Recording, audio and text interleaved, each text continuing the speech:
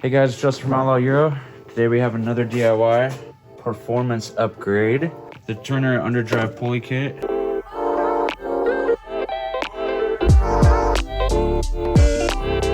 Replaces the stock crankshaft pulley. Alleged gains of 18 to 22 horsepower.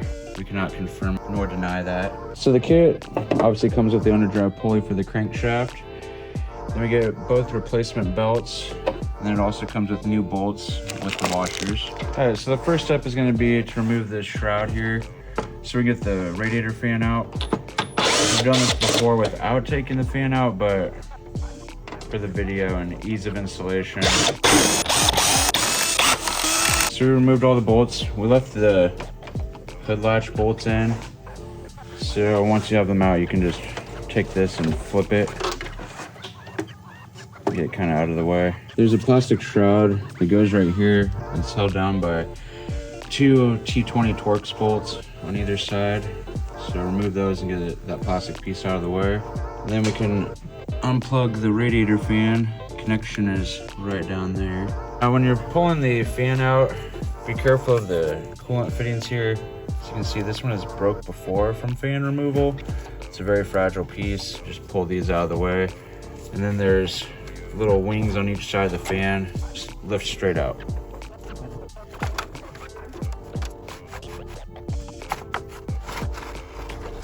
With the fan out of the way, we have a lot more access.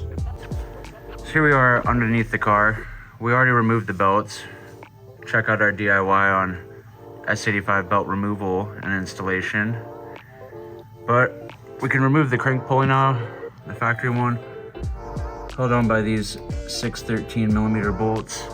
We found that using a thin-walled 3/8 drive socket works best. If you use like an impact socket, you won't fit. That's what she said.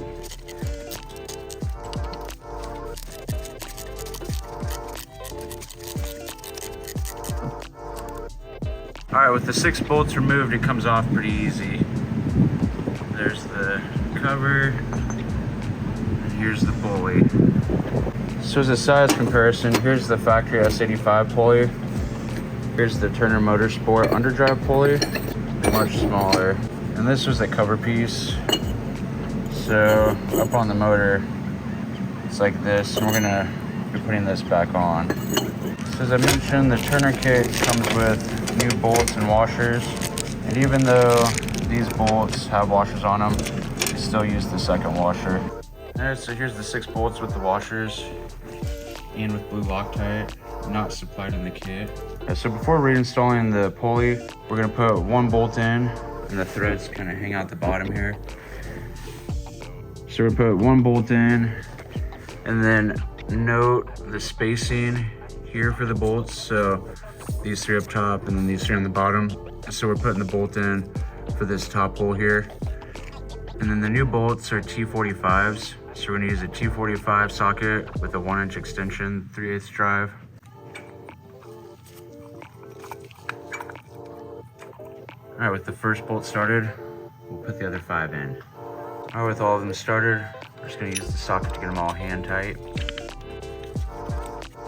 Yeah, right. The bolts snug, we're gonna torque all of them to 24 foot-pounds.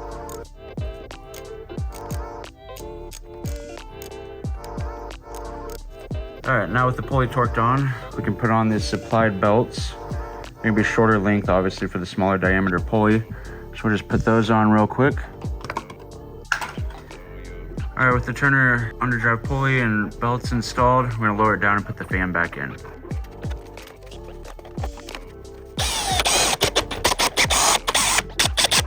All right, lastly, plug the fan back in. The instructions say it takes 2.5 to 3.5 hours, I believe. This definitely took a lot less time. I don't know about the gains that they say or claim that it gets, but from a butt dyno, it definitely feels like it's more torquey from doing other M5s and M6s. For mods under 500, it's definitely a good one. Remember, if you found the video useful or helpful, push the like and subscribe button. And also if you want to see what we're doing with the headlights on this M5.